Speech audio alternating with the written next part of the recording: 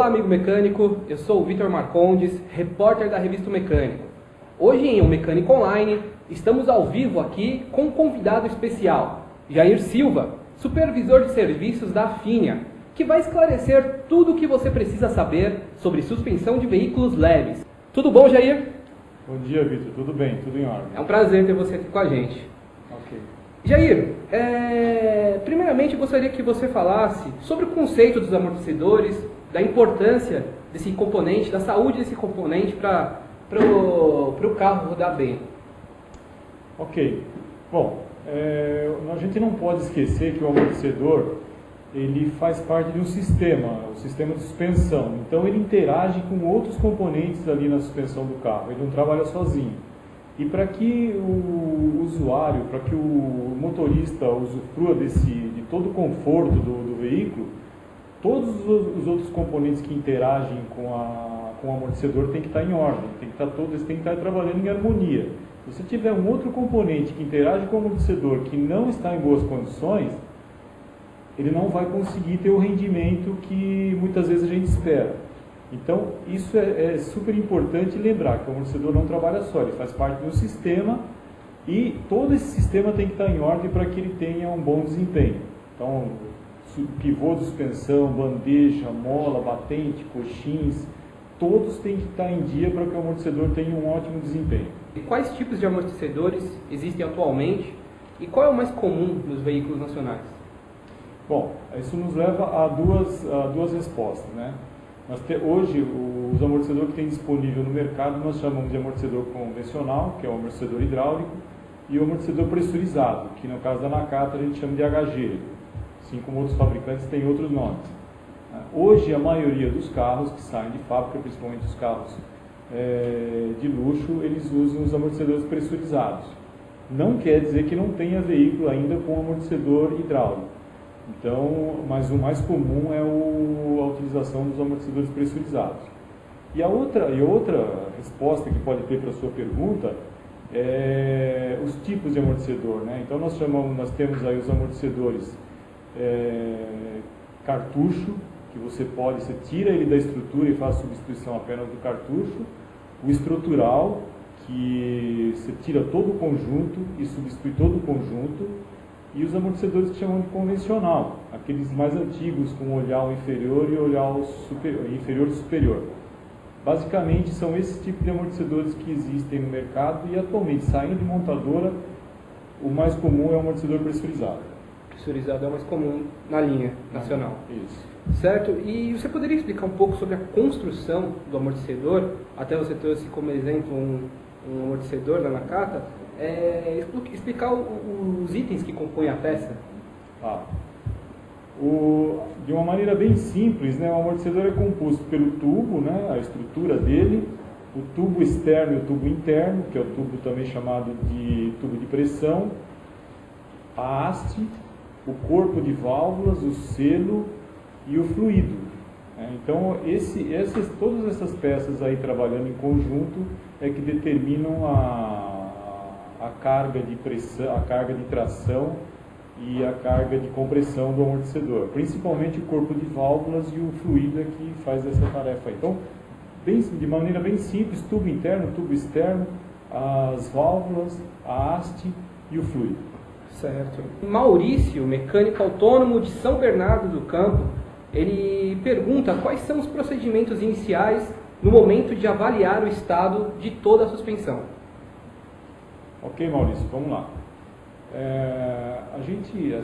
Uma das melhores maneiras de avaliar a suspensão é o mecânico iniciar com um test drive, dar uma rodada com o carro para ele avaliar o que ele sente do carro, né? Porque geralmente o mecânico tem esse feeling, tem essa percepção melhor que o usuário, melhor que o motorista. Então ele vai dar uma voltinha na quadra, próximo da oficina, ele já vai perceber alguns detalhes que muitas vezes o usuário não percebe. Então, a primeira coisa seria fazer um test drive com o carro.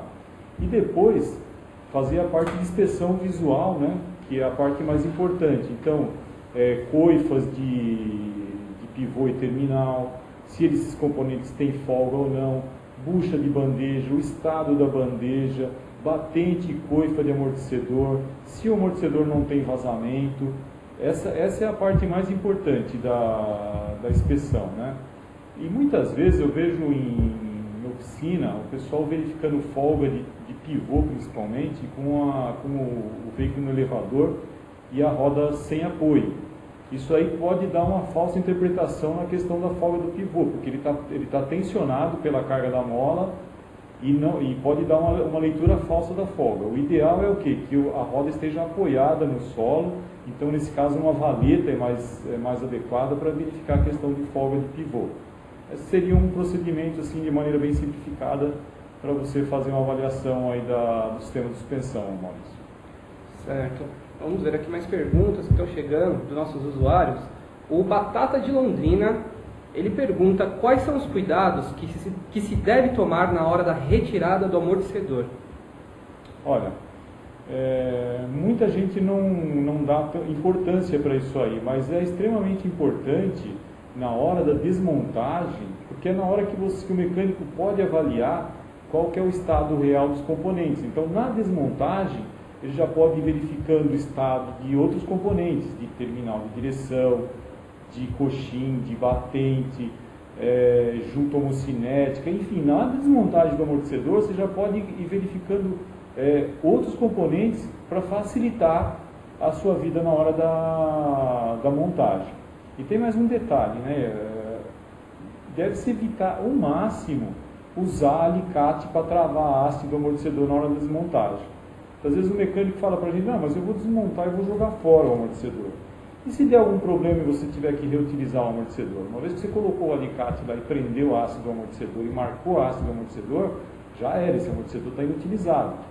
Porque a haste, ela desliza, ela passa por um selo mecânico. E qualquer marca que tiver vai danificar o selo mecânico. Então, olha, evita o máximo. Procura travar a haste do amortecedor lá em cima, lá na pontinha dele, que tem um local para colocar uma chave. É a maneira mais adequada para travar a haste do amortecedor. Alicate na haste é a pior coisa. Não evita, ou melhor, não faz isso. Tá aí a dica do Jair Silva, o Batata de Londrina. Bom, Jair, eu tenho algumas perguntas também para você. A gente se reuniu aqui para saber, extrair mais para os nossos leitores, para os visitantes do nosso site, possam ficar mais informados a respeito do amortecedor. Quais são as funções do amortecedor no conjunto da suspensão? Qual é a responsabilidade dele? Bom, falar assim em termos bem simples, né, bem simplista, o amortecedor está ali para frear os movimentos da mola, o movimento de tração e de compressão da mola. Então, seria assim uma maneira muito simplista, mas a gente sabe que o amortecedor vai muito mais além disso aí, né? Então, além de de conter os movimentos da mola, o amortecedor serve para manter o pneu em contato com o solo e ele também é responsável pelo conforto e pela segurança do veículo. Um amortecedor com a carga baixa, por exemplo, ele faz o veículo perder estabilidade. O amortecedor com carga baixa, ele vai dar ruído.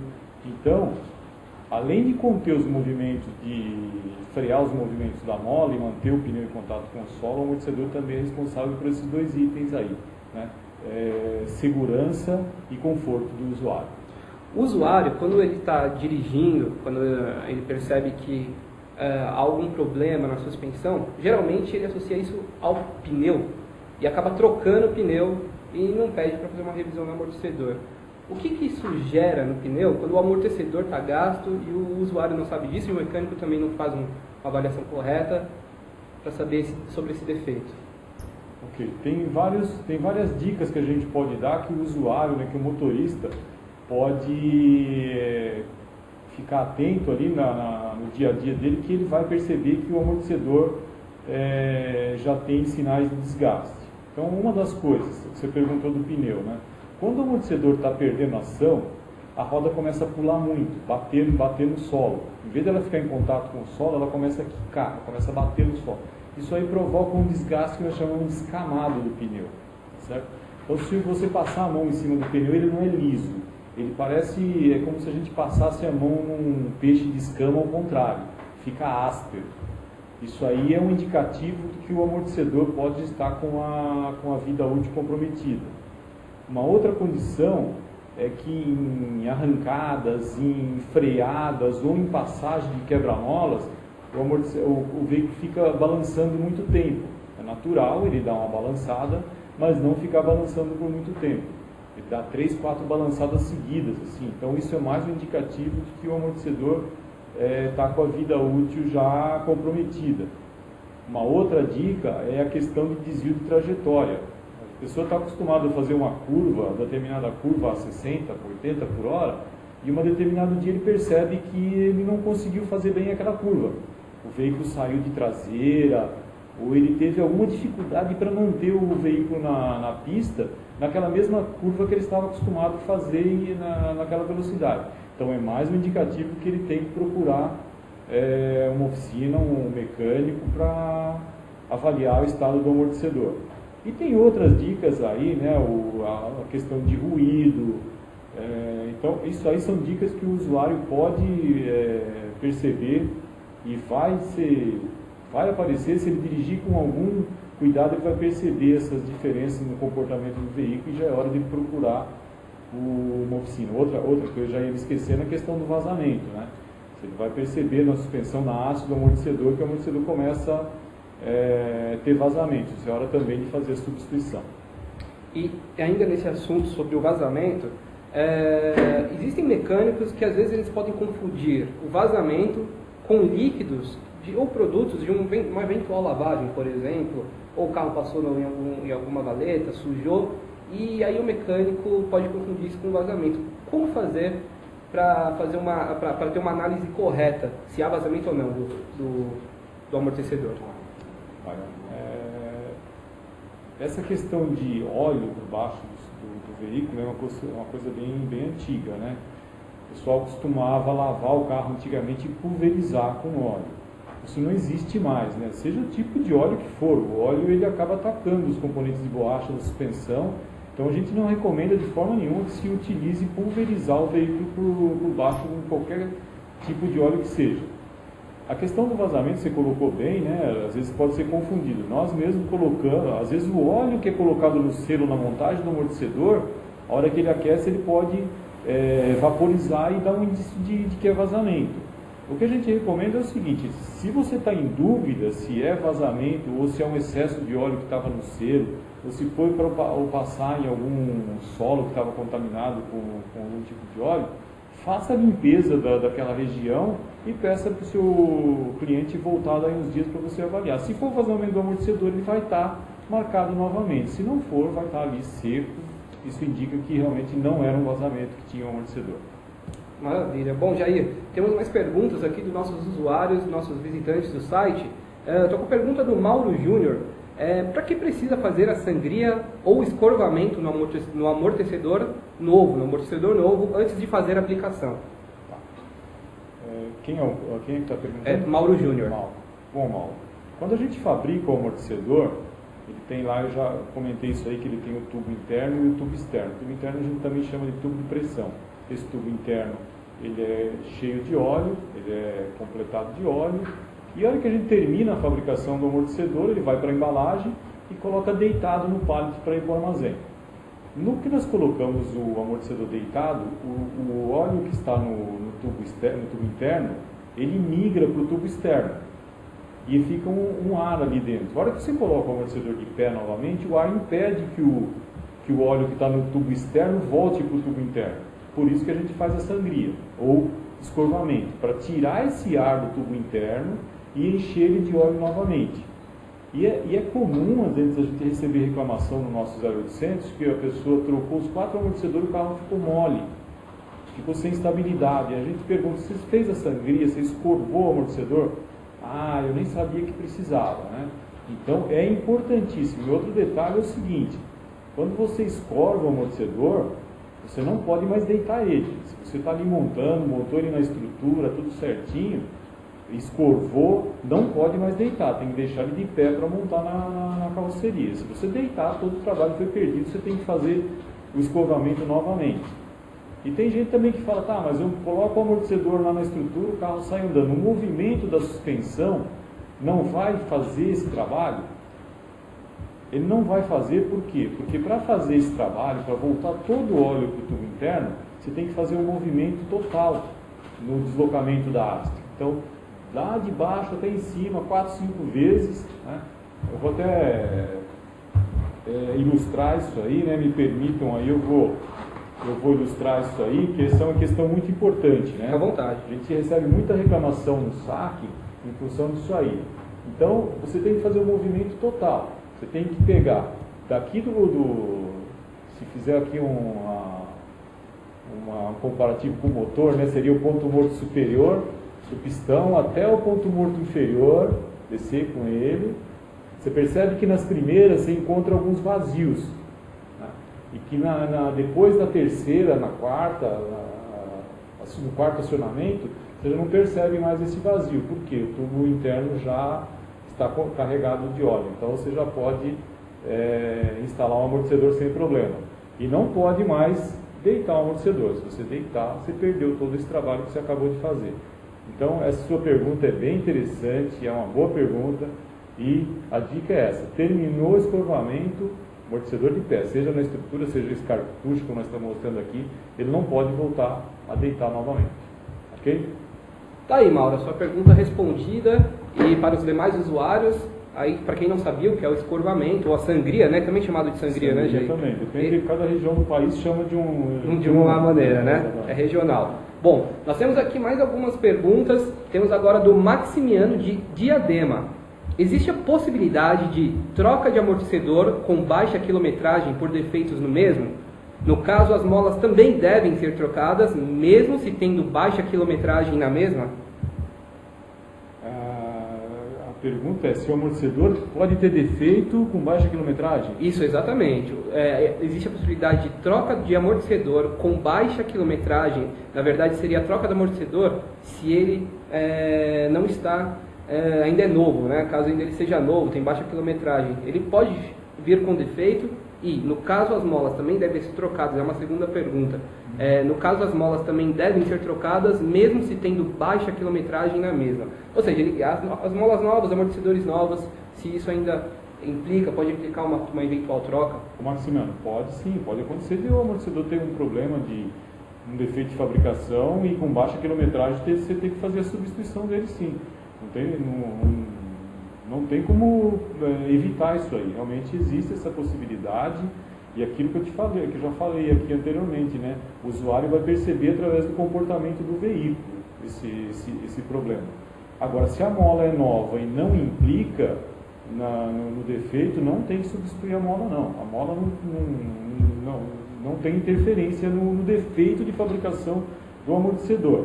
Já aproveitando a sua pergunta de substituição da mola, existe uma prática no mercado de fazer a troca da mola a cada 2 trocas do amortecedor.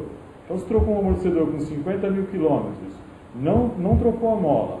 Aos 100 mil quilômetros é prática do mercado fazer a troca da mola, porque a mola também sofre com o trabalho, né? E isso falando de um veículo que não é submetido a sobrecarga, que não tem nenhum problema de aplicação mais severa. Agora, existe uma outra confusão no mercado, principalmente de usuário, não do mecânico. O mecânico sabe distinguir isso com tranquilidade, mas o usuário às vezes faz a substituição do amortecedor esperando que o veículo vai subir. Muitas vezes o veículo está arreado, ele fala, vou trocar o amortecedor porque meu veículo está arreado. Não vai resolver, o amortecedor não determina a altura do veículo. O que faz com que o veículo volte à altura primitiva dele é a mola. Não adianta nada, ele vai substituir o amortecedor e vai ficar frustrado com o resultado porque o veículo vai continuar arreado. O problema não é o amortecedor, o problema é a mola. Então, voltando lá no comecinho para a sua pergunta, não tem interferência a mola nesse caso não, tá bom? Certo, aqui a gente tem também mais uma pergunta ainda seguindo nessa mesma ideia, do Marcelo de Santos. Ele pergunta se o certo é trocar o amortecedor juntamente com a mola e os batentes. Marcelo, né? Isso, Marcelo dos Santos. Ok, Marcelo. A mola eu já respondi, né? É prática do mercado fazer a troca da mola. Agora, se você vai fazer a troca do amortecedor e percebe que o veículo já está arriado, não tem o que pensar, né? Isso aí, o mecânico ele tem um olho clínico para isso aí, né? Ele bate o olho no carro e já fala, puta, esse carro está arriado. Vou ter que... Aí não adianta substituir somente o amortecedor, aí tem que fazer a substituição da mola também. Agora, se você percebe que a altura do carro está ótima, está parecida com a altura primitiva do carro, não tem necessidade de fazer a troca da mola. A questão de batentes e coxins. Muita gente não dá a importância que o batente merece, né? O batente também é conhecido tecnicamente como mola auxiliar. Num piso liso, numa rua em bom estado, o batente praticamente não tem função, ele fica quietinho lá na haste. Mas numa aplicação mais severa, ou numa rua esburacada, ou numa descida de serra, onde a inclinação do carro é maior, o batente é super importante, por isso que ele é chamado de mola auxiliar. Você pode inclusive perder totalmente a trajetória, no caso de um batente danificado numa descida de serra, aí numa inclinação maior do veículo, ele acaba perdendo inclusive a trajetória. Então a gente vê às vezes o mecânico substituindo o amortecedor e usando o batente velho. Isso é terrível, gente. Isso aí evita não faça isso. Se vai substituir o amortecedor, botar um amortecedor novo, uma mola nova, faça a substituição do batente por um batente de bom estado, de boa qualidade. Isso aí é fundamental para o resultado que você vai obter do seu trabalho. Não usa batente velho e não usa batente também que você não conhece, desculpe, que não conhece e de origem duvidosa. Tem que ser batente de bom estado. Quanto aos coxins, a mesma coisa. Se você tem dúvida do estado do coxim, faça a substituição. Alguns coxins usam rolamento, então verifique o estado do rolamento. A dica é o seguinte, vai substituir o amortecedor, faça a substituição também do batente e do coxim. O resultado vai ser outro. Pode comprovar, você vai conseguir comprovar isso aí.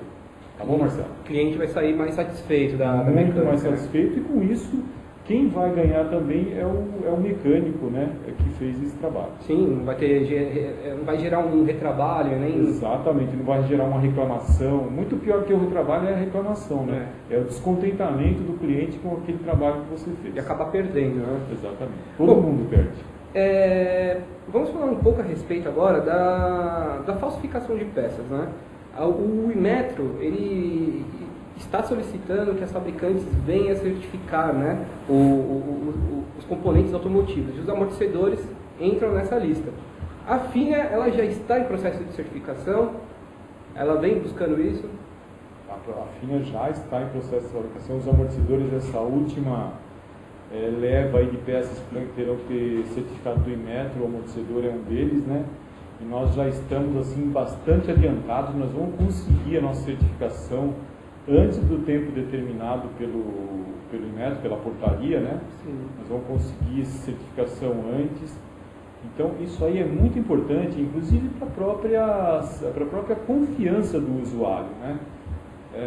Eu faço aqui um paralelo com a questão do brinquedo, né? Quando nós começamos a ter a entrada dos brinquedos importados, a gente tinha muita desconfiança disso aí. A partir do momento que o Inmetro começou a certificar esses produtos, a gente hoje já compra um brinquedo com uma criança com muito mais confiança.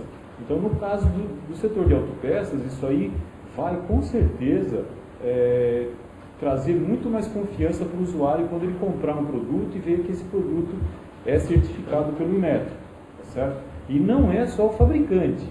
Não é só o fabricante aqui do Brasil, que é o nosso caso, a nossa fábrica de amortecedor Nakata é aqui em Diadema, no estado de São Paulo, mas importadores independentes ou não também terão que ter essa certificação do Inmetro. Perfeito, é para todos, né? É para todos, a regra vale para todo mundo. Certo. Então isso aí com certeza vai ter assim, um impacto muito positivo na percepção do usuário. E a gente tem já está bem próximo, a partir de janeiro de 2013, todos os produtos que sairão das fábricas, que serão fabricados a partir de janeiro de 2013, já terão que ter a certificação. A partir de julho de 2013, as fábricas não poderão mais comercializar produtos sem certificação. E a partir de julho de 2014, o atacado e o varejo também não poderão mais comercializar produtos sem certificação. Então a portaria já está aí, está em vigor, e todos nós temos que estar indo atrás dessa certificação e o amortecedor Nakata, assim que a gente conseguir a certificação, nós vamos publicar isso aí. Vocês vão ver que muito antes do prazo determinado, o nosso produto vai já estar com a certificação do Inmetro. Com certeza. E nós aqui da Revista Mecânico vamos divulgar isso em breve, né, para vocês. Okay. É isso aí. Bom, Jair, tem mais algumas perguntas aqui, agora do José de Oliveira, de São Vicente. Ele pergunta, todas as vezes em que se troca amortecedor, tem que trocar... Bom, essa pergunta, José, já foi respondida, né? A gente já falou aqui sobre trocar molas e batentes. Você pode dar só explicar bem rapidamente para ele, entrou agora, só para ficar sabendo a respeito. Quem é o internauta? José de Oliveira, de São Vicente, perguntou, todas as vezes que se troca o amortecedor, tem que trocar as molas e batentes, que você acabou de falar, Então, né? nós já respondemos, né, José Vicente, que o batente é fundamental fazer substituição. O coxim, você pode fazer uma inspeção, claro, se é uma peça nova, em bom estado, você não vai substituir. Aliás, existe assim um erro de interpretação na questão da prevenção, né? Da manutenção preventiva. Tem gente que confunde que manutenção preventiva é você substituir tudo. Aí você põe tudo novo, você está prevendo. Não é isso, né? Por isso que o usuário leva o carro na sua oficina, que é para você avaliar o que está ruim e o que está bom. Se o coxim está bom, vamos ter que aproveitar ele, não tem problema nenhum. Mas o ideal é o quê? Porque dificilmente você vê alguém vou na oficina substituir o coxim do amortecedor. Né? Geralmente você faz isso quando substitui o amortecedor. Então o ideal, o que é? Você fazer troca de tudo. Substitui o amortecedor, o coxim e os batentes. Você vai ver que você vai ganhar, o seu cliente vai ficar muito mais contente com o resultado do seu trabalho. Bom, está respondido aí, José. Nós temos aqui outra pergunta do Manuel, da oficina Plano Alto de São Paulo. Ele pergunta o seguinte, em uma revisão da suspensão do veículo, se houver danos, desgaste só na dianteira, é necessário trocar os 4 amortecedores? Essa é a primeira pergunta dele. E em seguida logo ele pergunta, posso manter os traseiros desde que eles estejam em boas condições? Quem é o Manuel de São Paulo. Manuel, não tenha a menor dúvida, se o amortecedor traseiro está em bom estado, você consegue avaliar isso aí que ele está em bom estado, e os amortecedores dianteiros estão já desgastados, com problema de carga, não tenha dúvida que você pode substituir apenas os dianteiros e continuar os traseiros lá. É que eu falo. A manutenção preventiva não é isso, né, de você pegar e trocar, substituir peças que estão boas.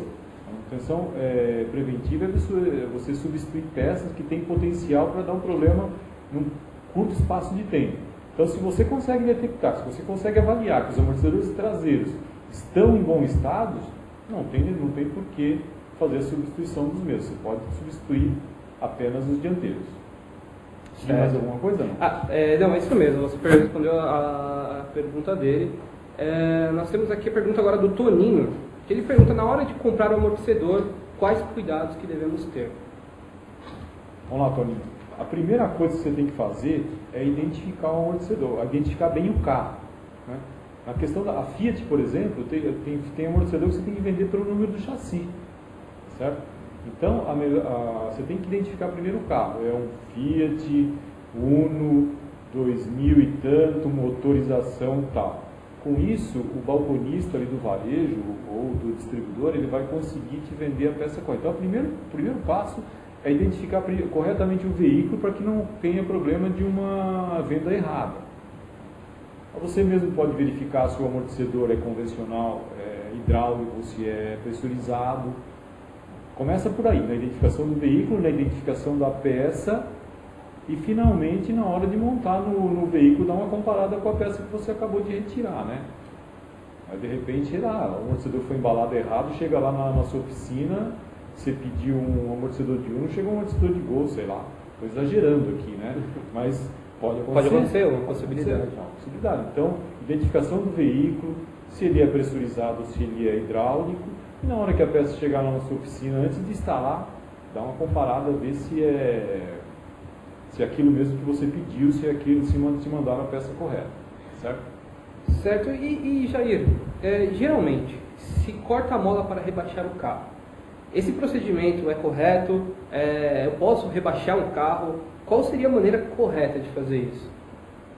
Olha, muito embora o público mais jovem goste muito dessa prática, né, de rebaixamento, para nós fabricantes isso é terrível, né? Nós não recomendamos de forma nenhuma cortar amortecedor, cortar mola para rebaixar veículo, mas de forma alguma cortar mola. Você tira todo o equilíbrio do carro, o amortecedor que está ali projetado para trabalhar num determinado ponto, ele é totalmente deslocado para outro. Enfim, isso aí a gente não recomenda de forma nenhuma, rebaixar veículo. Existem oficinas especializadas que tem mola própria para veículos mais baixos, então ele tem mola e tem o conjunto, ele tem mola e amortecedor para veículos, para conseguir trabalhar com o veículo mais baixo, né? Suspensão adequada para isso, então ele é todo caracterizado para isso, então ele tem a mola desenvolvida especial para isso, o amortecedor, a própria suspensão. Isso aí é outra coisa, é outro trabalho. Agora, cortar a mola, simplesmente rebaixar o veículo cortando a mola, é terrível. Né? Existem procedimentos adequados para isso, equipamentos para esse tipo Nós não recomendamos rebaixar veículo de forma alguma. A fábrica não recomenda, por quê? Porque se a montadora desenvolveu esse veículo para trabalhar nessa altura, esse é o melhor ponto para ele trabalhar, tá certo? Você trabalhar totalmente, você vai mudar todo o trabalho que a engenharia da fábrica fez lá para um outro ponto desconhecido, que a gente não sabe qual será o comportamento do veículo nesse outro ponto. Agora, se mesmo assim o usuário quer ter um veículo rebaixado, o ideal é que ele procure essas oficinas especializadas que têm molas adequadas, amortecedor adequado para fazer isso aí.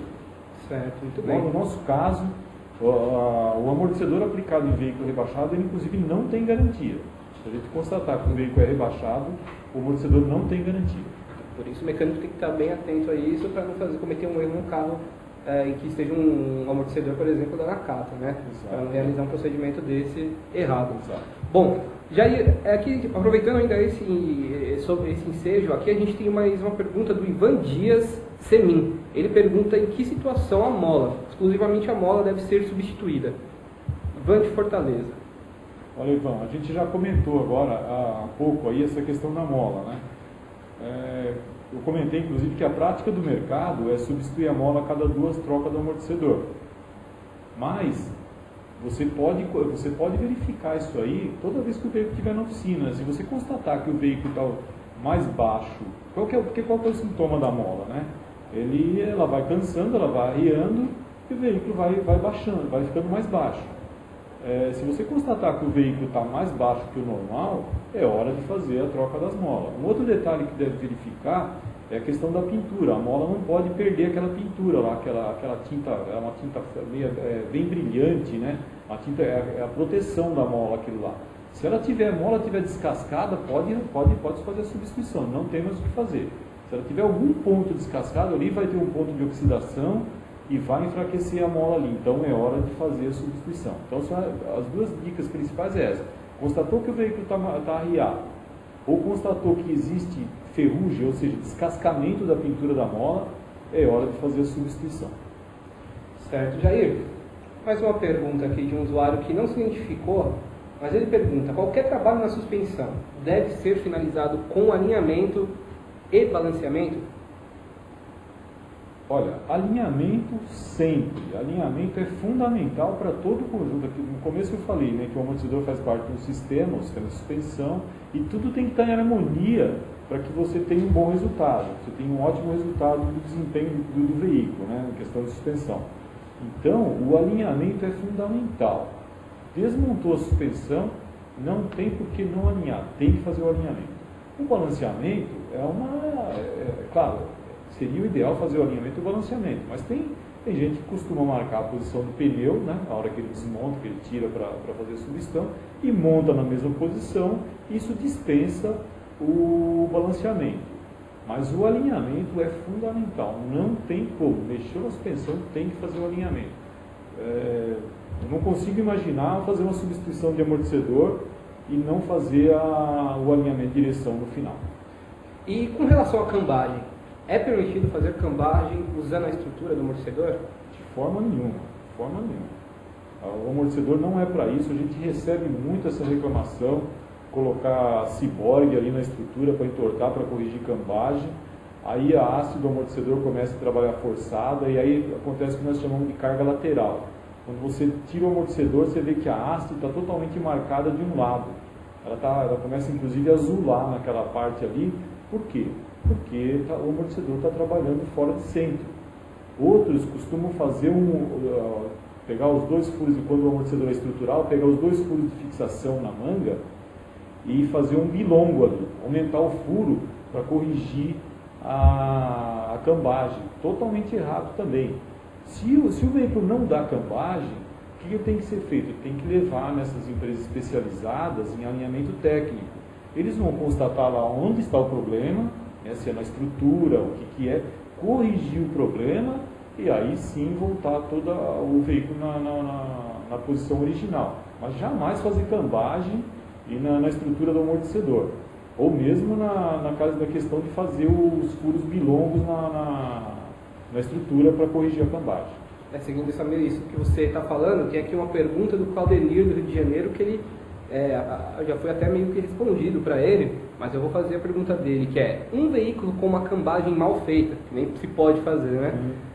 Força os amortecedores? E segundo, ele pergunta logo em seguida: é preciso analisar a peça antes de acertar a geometria da suspensão? É preciso examinar a peça antes de acertar a geometria. Isso. Olha, a primeira pergunta nós já respondemos, né? Ele força totalmente o amortecedor e você vai perceber através da haste do amortecedor. Você vai olhar, você vai ver que ela está, um lado da haste está marcada mais forte que a outra. Nós chamamos isso aí de carga lateral, né? Em função do quê? De cambagem. Foi feito de forma inadequada. A outra pergunta eu não entendi bem como que é. É preciso analisar a peça antes de acertar a geometria da suspensão. O que? O amortecedor? Do amortecedor, exatamente. Eu acredito que ele queira saber a respeito da peça. Você precisa analisar ela antes de fazer a geometria da suspensão, antes de colocar ela no equipamento, né? De qualquer maneira, você sempre tem que avaliar antes de fazer a geometria, né? Não só o amortecedor, você tem que avaliar o estado dos pivôs, de bucha de bandeja, isso aí tudo altera, né? Terminal de direção, o terminal axial, se ele não tem folga, que qualquer um desses componentes que tiver folga, vai alterar a questão da geometria da direção. Quando o amortecedor, é aquilo que eu te falei, avalia a haste dele. Se o amortecedor com problema de trabalho fora de centro, ele tem marca na haste. Isso indica que ele tem um problema na estrutura. E essa correção não é feita através da estrutura do amortecedor, é feita através de alinhamento técnico. Certo? Certo. Bom, temos aqui mais uma pergunta de novo do Ivan Dias Semin. É uma pergunta mais específica da linha Volkswagen, mas acredito que talvez você possa dar alguma dica para ele, para tentar ajudá-lo. Ele pergunta por que o coxim do amortecedor da linha Volkswagen bate muito. Do amortecedor da Volkswagen? Eu sinceramente eu não conheço bem o problema. Precisaria de uma análise mais profunda. Uma análise mais profunda. Mas o que tem que ser verificado, que eu já falei isso aqui no nosso bate-papo, é coxim com rolamento. O rolamento com folga, ele dá esse tipo de barulho. Você olha o coxim, ele está aparentemente bom, mas ele tem folga no rolamento. E se ele tiver folga no rolamento, ele vai dar esse tipo de barulho, tá certo? Mas a gente teria que se aprofundar mais nesse assunto para conseguir te dar uma resposta mais precisa, tá certo? Bom, aqui temos mais uma pergunta agora do William Santos, de Nova Odessa, São Paulo. Ele situa o problema dele. Boa tarde, Jair. Recentemente, um cliente da oficina trouxe um Chevrolet Monza para fazer uma inspeção. Mencionou que na pista, quando esterçava o volante, o carro saía de alinhamento para os lados. Mencionou que trocou recentemente amortecedores e kits. Aí a pergunta é o seguinte: existe a possibilidade de o problema ser na torre, ela estar virando na parte inferior? Olha, é outra pergunta difícil, né? A gente tem que avaliar, mas uma dica é que, por incrível que pareça, né, ainda acontece, mas o Monza, ele tem posição de montagem ali na coluna. Ele tem, se você montar aquilo ali errado, no seu caso, no caso, acredito que não foi você que a montou, porque o cliente já chegou falando para você que trocou os amortecedores.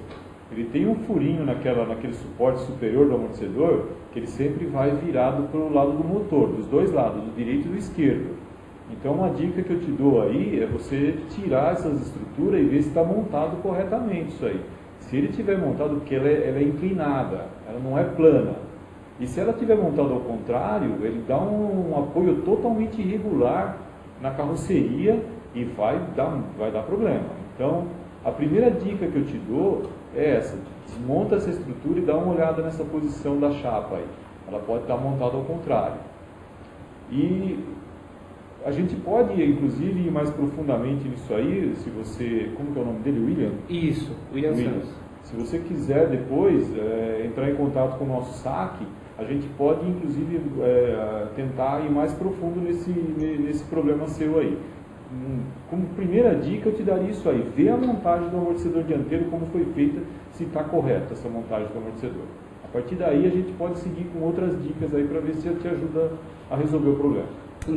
Inclusive, Jair, por favor, deixa o número do saque para quem quiser ligar, receber um suporte técnico da FINA. Tá bom, eu ia deixar para o final, né, mas já que teve esse caso aí, temos lá o 0800 707 8022. 0800 707 8022, e toda a embalagem de produto nosso, Nakata, Spicer, Wix, todos esses produtos têm lá o nosso 0800. Qualquer produto você vai ter lá e vai conseguir falar com a gente lá. Procura para falar com o técnico, todo dia tem um técnico de plantão lá, além dos atendentes normais, tem um técnico de plantão lá que pode te ajudar. Nessa explicação que você acabou de dar, você acabou falando que o amortecedor do Monza tem lado, certo? É isso mesmo? Não, o amortecedor não tem lado. O caso do Monza, ele tem posição de montagem do prato superior. Certo, mas por que determinados amortecedores têm lado para instalação? É uma pergunta boa. Muita gente liga para a gente no saque, né? Principalmente os veículos mais modernos, o amortecedor dianteiro tem lado. Então tem dois códigos diferentes, o esquerdo e o direito. A maioria dos casos é porque a fixação da bieleta é no amortecedor. Então, se a bieleta é fixada na parte dianteira do amortecedor, se eu inverter ele de lado, a fixação vai para trás. Então, eu tenho que ter o lado em função da fixação da bieleta. Tá certo? Coisa bem simples, é em função da fixação da bieleta da barra estabilizadora. Maravilha. E, Jair, todo mundo sabe que não é correto instalar amortecedores recondicionados em veículos de passeio, certo? Mas hoje existe essa opção no mercado, né? Não há como fugir, e com preço bem mais baixo. Quais os perigos de usar essa peça? Olha, é outra coisa que a gente não recomenda de forma nenhuma, né? O pessoal fala, mas vocês têm todos os motivos para não recomendar. É que assim, se recondicionar um amortecedor, remanufaturar um amortecedor fosse viável, a própria fábrica faria, né?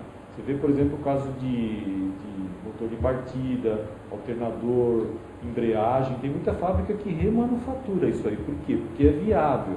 No caso do amortecedor, quando você fala em remanufatura do amortecedor, implica em substituição de haste, de corpo de válvula, você tem que cortar o tubo para tirar, para sacar isso aí. Então, praticamente, você perde toda a peça. O que você vai aproveitar? Praticamente, se não tiver desgaste, a haste. O restante dos componentes você perde. O corpo de válvula já se desgastou, os tubos internos já se desgastaram, a estrutura muitas vezes você tem que cortar para desmontar, o fluido você tem que substituir. Então, não é viável economicamente remanufaturar um amortecedor. O que a gente vê aí no mercado, as práticas que a gente vê no mercado a pessoa faz um furo na estrutura do corpo do amortecedor, tira o fluido e coloca um fluido mais grosso. Não é um óleo comum que a gente coloca no amortecedor, é um fluido especial para amortecedor.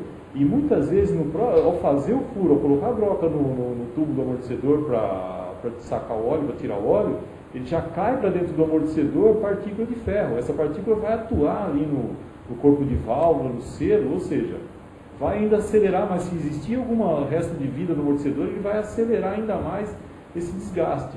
Então, substituir fluido do amortecedor não é recuperar o amortecedor, não é nem recondicionar, nem remanufaturar, não é nada. Isso aí esse é um perigo, a verdade é isso, né? O que a gente recomenda para o usuário, avalia bem, né? O amortecedor é um item de segurança do seu veículo, vale a pena correr esse risco, colocar um produto recondicionado? Quem é que recondiciona? O recondicionador coloca o endereço, o CNPJ dele lá na caixa dele? Isso aqui é importante, entendeu? Não há garantia nenhuma. Exatamente, empresa séria coloca lá o CNPJ, o endereço, o saque para contato, entendeu? Essas empresas que fazem recondicionamento de amortecedor, se identifica de forma adequada, só por aí você já vai ter uma resposta para essa pergunta. Mas nós não recomendamos de forma nenhuma que se utilize amortecedor recondicionado. Se use amortecedor novo. Se remanufaturar fosse viável, nós estaríamos fazendo. E outros fabricantes de amortecedor também estariam fazendo. Seria um negócio que vocês gostariam de entrar se fosse viável. Nós, por muito tempo, fizemos remanufatura de junta homocinética. Né? Fizemos remanufatura. Chegamos ao ponto que não vale mais a pena fazer. Economicamente também não é viável. Então, paramos também com a junta remanufaturada. Certo. O ideal é o original e não tem conversa, né? Não tem conversa. Certo. Vamos falar um pouco mais da parte técnica dos amortecedores. Como o amortecedor desgastado ele prejudica a estabilidade do veículo? Como o mecânico pode sentir isso? Então, o amortecedor, quando ele sai da linha de produção, ele passa por uma máquina que mede as cargas de tração e de compressão. Então, existe um valor lá, né, máximo e mínimo de carga de tração e de compressão. Com o passar do tempo, com o desgaste dos componentes, essa carga vai diminuindo, tende a diminuindo. Com a perda da carga, com essa redução da carga de tração e de compressão, você começa a ter alguns sintomas no veículo. Eu até já comentei aqui, né? Que é o que? Pular da roda, a roda começa a bater muito no chão e com isso começa a desgastar o pneu de forma irregular. Você começa a ter você começa a ter problema de desvio de trajetória, você não consegue mais fazer aquela curva que você fazia anteriormente. Então, a forma mais adequada do usuário perceber é através do comportamento do veículo. Você está acostumado com uma coisa, de repente o veículo começa a ter um outro comportamento. Mas, às vezes o usuário está usando no dia a dia, ele vai se acomodando com essa mudança no comportamento do veículo. Ele vai se acostumando com isso aí e não se dá conta. Por isso que eu falei no início do programa aqui, por um internauta que perguntou da avaliação. Por isso que eu falei de você dar uma volta para o carro. Porque o usuário ele vai se acostumando com o problema. Né? É como nós vamos nos acostumando com a velhice, né? Com o envelhecimento. Né? Você vai se acostumando. Você vai olhar no espelho, ficou mais velho e tal, você vai se acostumando. Se você ficar muitos anos sem olhar no espelho, na hora que você olhar, você fala, não sou eu. Assusta, né? Então a gente vai se acostumando com essa mudança no comportamento do carro. Já o mecânico, para que ele pegar para fazer o test drive ali, para fazer aquela avaliação, ele vai perceber, esse carro está realmente com problema. Não varia. E é muito legal você falar a respeito disso, porque logo também depois que é aplicado o amortecedor, deve haver exemplos, deve haver algum tipo de procedimento que o mecânico tem que fazer para ver se a aplicação foi feita corretamente. Que modelo ou que procedimento você indica o mecânico fazer para ver se essa aplicação foi feita da forma devida? Olha, nós já comentamos aqui, né, a questão da identificação correta do veículo, a questão da identificação correta do componente, se ele é pressurizado, se ele é hidráulico. E da mesma forma que eu indico que a pessoa faça um test drive para o carro antes de começar a avaliação, eu indico que se faça o test drive depois. Então você terminou a instalação do amortecedor, alinhou a direção, sai na rua, faça um test drive com o carro para você perceber se realmente ficou bom. Muitas vezes a gente faz o trabalho e o resultado não é aquele esperado. E aí você tem que avaliar por que você não chegou naquele resultado esperado. Então, o final, né, antes de entregar o veículo para o usuário, eu recomendo fazer um teste com o carro. Certo. E na hora de fazer a manutenção do amortecedor, quais são os cuidados que o mecânico tem que ter ali, estando, né, com o equipamento em mãos, com o amortecedor, tomando os cuidados básicos, né, para poder fazer essa aplicação corretamente? Na verdade, a avaliação de carga do amortecedor, o mecânico não tem como ninguém tem, né? Nem eu tenho, você tem que ter equipamento para fazer isso aí. A gente avalia o amortecedor através do comportamento do veículo, através de inspeção visual, mas principalmente através do comportamento do veículo. É você andar com ele e sentir que ele como que está. Vazamento, né? Se não tem problemas de trinca, a haste. A haste é fundamental na avaliação. Bateu o olho na haste, a haste está marcada, tem alguma coisa errada, pode tirar porque tem problema. Né? O que eu falei, carga lateral, ou a haste está azulada, significa que tem alguma coisa ali que não está indo bem. Não está certo. Exatamente, é hora de parar o veículo, desmontar para ver o que está acontecendo. Certo? No carro também há uma suspensão que acho que pouco é falado, a respeito dos amortecedores MG, que são aqueles instalados na tampa do porta-malas. É importante o mecânico ficar atento com relação à manutenção deste item. Por que, Jair? Como ele funciona? Então, o MG, que nós chamamos de mola gás, que a gente chama de MG, na maioria das vezes ele é aplicado, na maioria não, sempre ele é aplicado na tampa de mala ou tampa do motor. O veículo americano, hoje, quase todos eles têm o mola gás na tampa do motor também. Na frente também. Não tem mais a vareta para segurar, não tem mola no porta-malas para reter a tampa aberta. E a gente vê, né, nós já fizemos várias pesquisas desse tipo, chegar com um carro na oficina, com o mola gás totalmente sem ação, já vazou todo o gás, e nenhum mecânico indicou para a gente a substituição desse componente. Chega, abre a tampa da mala, tem que ficar segurando tal para mostrar alguma coisa, e ninguém se atenta a esse problema. Então, é um outro detalhe que a gente recomenda quando o veículo entra na sua oficina para uma revisão, verificar o estado do mola gás. É questão até de perigo, né? A pessoa abre a tampa da mala, esquece, entra para dentro do carro para pegar alguma coisa, pode cair na cabeça da pessoa, machucar no braço. Então, o mola gás, ele é um componente assim, bem simples, né? Não tem manutenção, você substitui o componente inteiro, mas como é que você avalia ele? Ele levanta a tampa da mala, a tampa tem que ficar aberta e você tem que ter um certo esforço para fechar. É isso aí, é um componente bastante simples, mas que a maioria das oficinas não se atenta para ele, passa despercebido. E pode-se tirar um amortecedor convencional e instalar um HG e vice-versa? Olha, isso é possível sim. Tem muitos veículos, inclusive, que se disponibiliza as duas versões, o amortecedor hidráulico e o amortecedor convencional. Agora, o que a gente recomenda é o seguinte: se o veículo saiu de fábrica com um amortecedor pressurizado, a gente não deve aplicar amortecedor convencional. Olha só, saiu de fábrica com um amortecedor pressurizado. A gente não recomenda que se aplique amortecedor convencional. Agora, o veículo saiu de fábrica com um amortecedor convencional. Posso colocar um pressurizado? Pode, não tem problema. Tem que se alertar o consumidor que muda um pouco o comportamento do veículo. Ele vai ficar um pouco mais áspero, né? Mais duro, né? Vai melhorar em questão de curva, mas ele vai perder um pouco de conforto. O amortecedor pressurizado, num veículo que saiu originalmente de fábrica com um amortecedor convencional, amortecedor hidráulico, ele vai perder um pouquinho de conforto, certo? Mas aí, nesse caso pode, o contrário não. Se saiu de fábrica com pressurizado, você não pode colocar, não pode não, ele não recomenda colocar amortecedor convencional. Certo. Bom, Jair, nós temos aqui mais uma pergunta. Essa vai ser provavelmente uma das últimas, que nós estamos já encerrando com o nosso quadro. A pergunta é a seguinte: tem veículos que é preciso colocar em uma altura determinada para fazer o alinhamento? Se não for feito, quais os danos que podem acontecer com o amortecedor?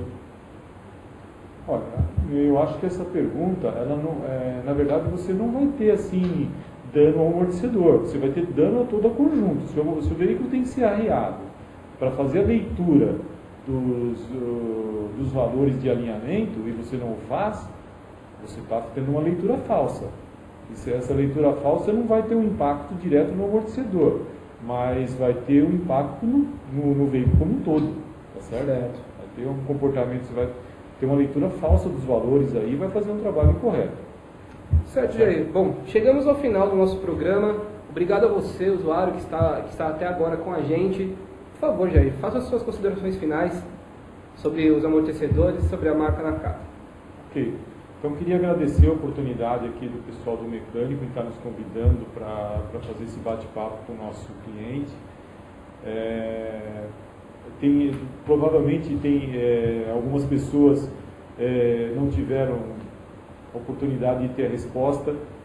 Quem quiser pode encaminhar para a gente também a sua dúvida através do saque, que pode ser através do 0800 707 8022 ou através de e-mail, né?